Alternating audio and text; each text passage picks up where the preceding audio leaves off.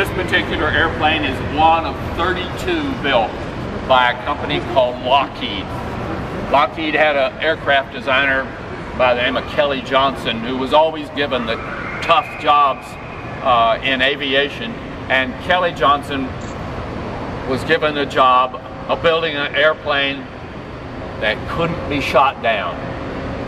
We had a little problem with spy planes while Kelly Johnson was trying to come up with an airplane that couldn't be shot down, because the spy plane that we were using was called a U-2.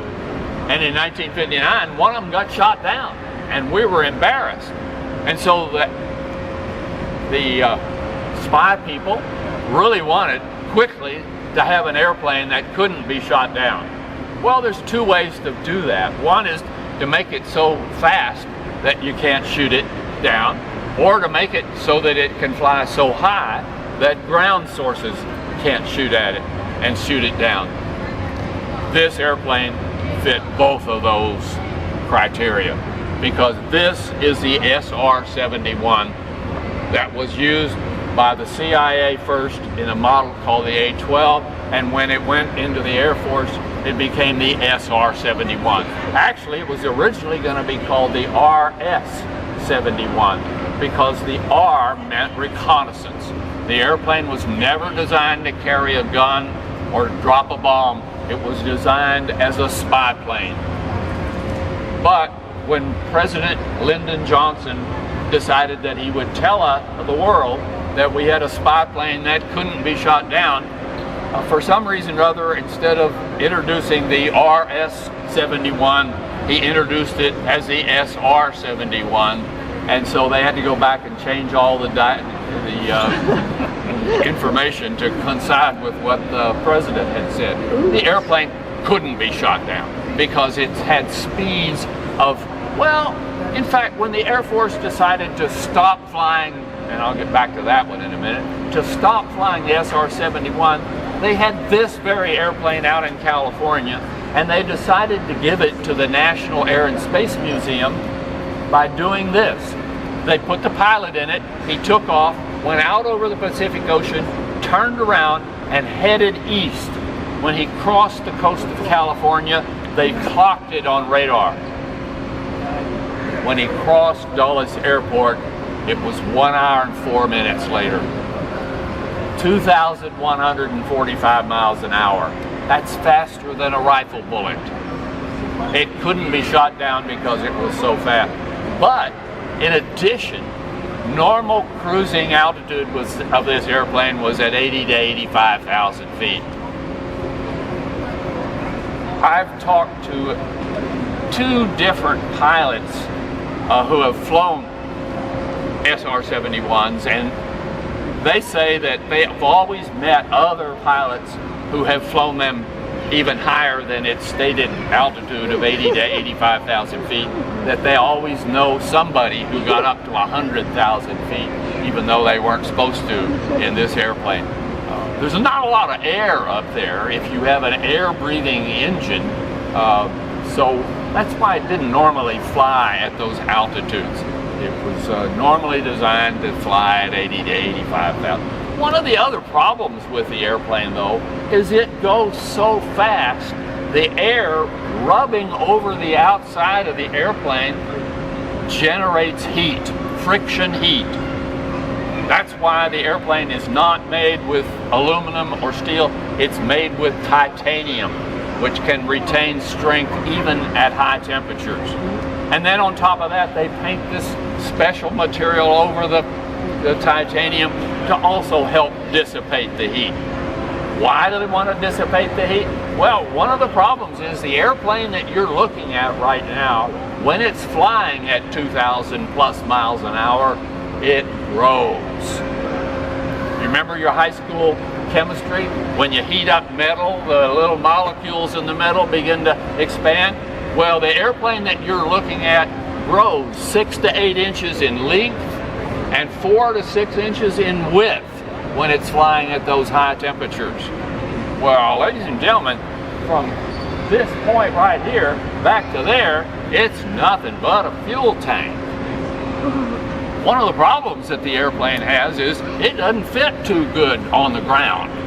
And when they start fueling it, they can't really put a full load of fuel in it. It drips out onto the ground.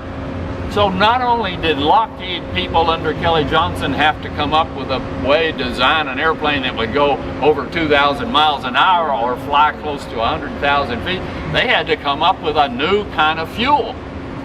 Because if you have normal fuel leaking out of an airplane while you're getting it ready, with mechanics walking around with metal tools, you have the opportunity for large spikes.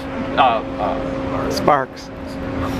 Large conflagrations of the material that's on the ground.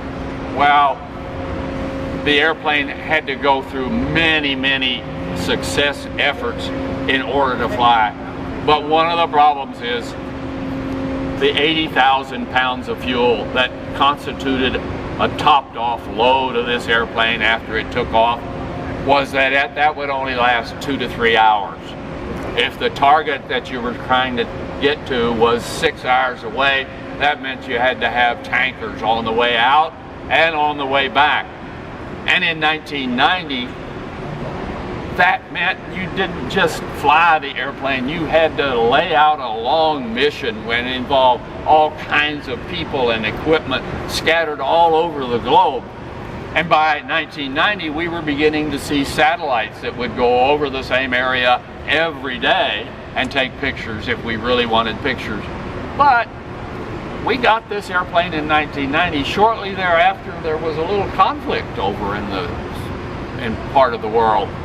And the Air Force decided that instead of retiring the SR-71s, they would put them back into service. They had made the mistake of transferring titles of this thing to the museum, so we didn't give it back to them. We had it. The problem for us was it was here at Dulles Airport. It wouldn't fit in the building downtown, so nobody could see it. Once a year, we got permission with a caravan of coming out here and looking at it, parked in a Butler building out in the middle of the airport, but nobody could get to see it. And a lot of people knew about it, they just couldn't see it. So the Smithsonian said, well, we really want to put it on display, and they went to Congress and said, we'd like to build a building big enough that we could put some of these big things that we have that won't fit in the building downtown on display.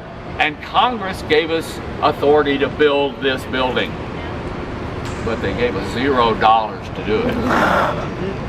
There was a young man, much younger than me still, who had made a fortune with aircraft. As a student at USC in California, he had made a lot of money building a computer program that helped airlines schedule airplanes to be at the right location each day for picking up passengers, and the airlines all began to use that for scheduling system. And when he graduated with a degree in engineering, he decided that airlines was the future, and he began to buy airplanes and lease them. So back in the early 2000s, late 1990s, if you flew on an airplane in the United States, the chances are you were flying on an airplane that Stephen F. Udvar Hazy owned. And in the late 1990s, he sold his company to a big insurance company, and he looked at all the money that he had made from airplanes and airlines, and he said, I'm an immigrant. My family moved here from Hungary as a young man, and I was able to take the American dream and make a fortune. And he said, how can I show that to America? And that's about when the Smithsonian contacted him and said, hey, we've got all these big airplanes, we'd like to have a big building that we can show. And he gave the Smithsonian $65 million. That's why his name's on the front of the building. We're not through. We'd like to build more out here. So if you've got even 10 or 20 million, let me know, and I'll put you in touch with the right person so that you can maybe have your name on another building that we'll build out here. This is an SR-71, one of only 32 built. None of them are any longer flying.